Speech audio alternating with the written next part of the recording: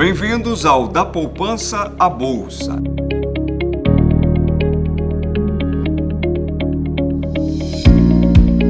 Esta é a primeira edição do programa que a Ativa Investimentos criou para ajudar você a entender melhor o mercado financeiro. Eu sou o Guto Abranches e o tema hoje é como montar uma carteira de investimentos, como investir. Quem vai conversar conosco sobre este assunto é o Alan Furtado, assessor de investimentos da Ativa. Tudo bem, Alan? Tudo bem, Guto. Prazer ter você com a gente aqui. Vamos saber tudo sobre este assunto, começando por essa pergunta que eu acho que é mesmo a fundamental. A pessoa quer investir. O que ela tem que pensar de início? Então, Guto, o primeiro passo é ela reservar ou pensar dentro do planejamento dela o quanto ela consegue separar da renda mensal, do recurso que ela possui, para direcionar os investimentos. São diversos aspectos que o assessor de investimento consegue verificar com o investidor e direcionar para o investimento correto. E dentro desses aspectos, há horizonte de tempo, perfil de risco do investidor, momento de vida, conjuntura econômica, isso tudo é importante que o investidor converse com o seu assessor para aí então formular a carteira de investimento. Jamais investir sozinho? Ele pode investir sozinho, mas é sempre bom se formar bastante antes de entrar nessa aventura, né? Como é que a assessoria ajuda?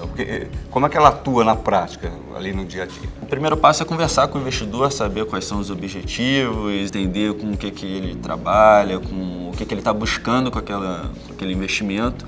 E a assessoria vai selecionar os melhores ativos de acordo com esse perfil. Um investidor, por exemplo, que busca um retorno mais de curto prazo, necessariamente tem que se expor um pouco mais a risco. Então isso tudo é debatido nessa primeira conversa. Vamos dar exemplos? Alguém que tenha, porventura, R$1.000 para fazer seu investimento, com um perfil meio a meio. Okay. Conservador, mas também gosta de correr um pouquinho mais de risco. Eu não sei como é que se define isso, se é um... Arrojado, agressivo. O que é que você indicaria? Então, dentro desse perfil, a gente teria a plataforma de fundos de investimentos. Há fundos, por exemplo, de ações que aceitam um aporte mínimo de R$500. Então, ele poderia correr um pouco de risco com parte desse recurso e o restante ele direcionar para um investimento um pouco mais conservador, talvez um tesouro direto ou mesmo uma renda fixa privada. Mais um exemplo. Alguém ali que tenha seus R$100.000 para fazer investimento, que já esteja na casa talvez dos 40 anos. Como é que você pessoalmente indicaria, se essa pessoa se tornasse sua cliente, como é que você dividiria, como é que você orientaria? Para esse investidor, o importante para todos os investidores é olhar para a conjuntura econômica. Então, como é que a gente vê o país no momento, como é que a gente vê a expectativa para os próximos anos e nesse cenário a gente desenhar uma carteira que vai de acordo com os objetivos dele. Por exemplo, o investidor que quer poupar mais recursos, aumentar a sua poupança, a gente pode trabalhar com um investimento que busque um retorno interessante em curto prazo e a grande maioria a gente direciona para um investimento talvez mais conservador. A compra de ações, por exemplo, ela deve se dar diretamente, somente via fundos de ações? Como é que se diferenciam essas modalidades e vantagens e os contras também desse tipo de investimento? Através de fundos, o investidor ele não precisa acompanhar no dia a dia a variação de uma ação específica, como é que está, se saiu alguma notícia de uma ação específica.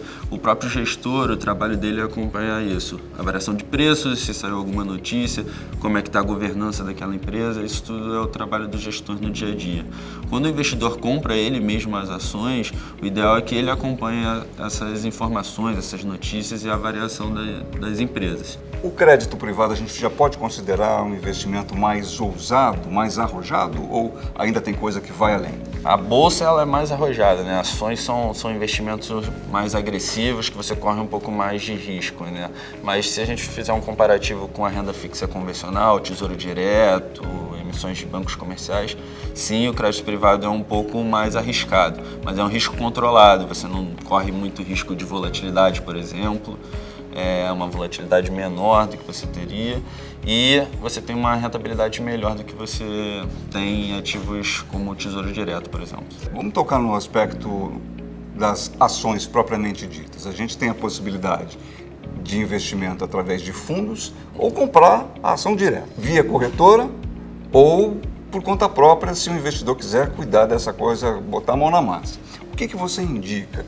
Quais são os prós e contras de cada possibilidade dessas? Quando o investidor investe ele mesmo, pela pelas ações, pelo home broker, que a gente diz, a plataforma online de negociação.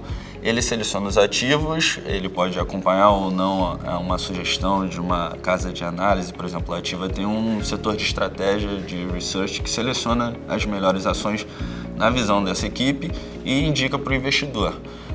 Ou ele pode acessar o mercado de ações através de fundos.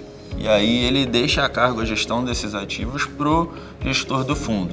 O que vai variar é o investidor acompanhar tão de perto ou não a sua carteira, já que o gestor do fundo, por exemplo, ele muda isso a qualquer hora, ele acompanha isso, de fato é o trabalho do gestor acompanhar essa carteira, ou o investidor mesmo selecionar os ativos que ele quer comprar ou vender em determinado momento. A Ativa, por exemplo, você fez uma menção, ela semanalmente, reposiciona, né, as suas sugestões para compra das ações, a chamada carteira semanal. Queria que você falasse um pouquinho para a gente. A carteira semanal é uma carteira que visa retornos de curto prazo. O mercado tem a expectativa que uma empresa solte um balanço muito bom para a semana que vem.